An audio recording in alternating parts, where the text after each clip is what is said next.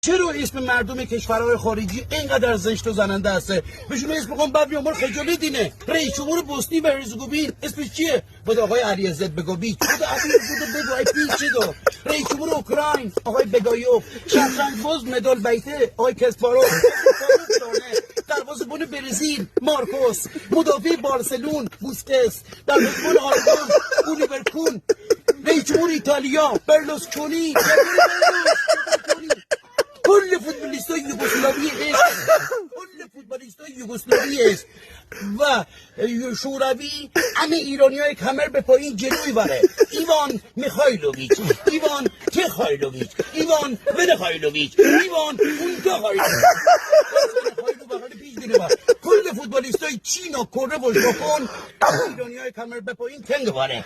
چین فی چون چون فان کن کم بیاره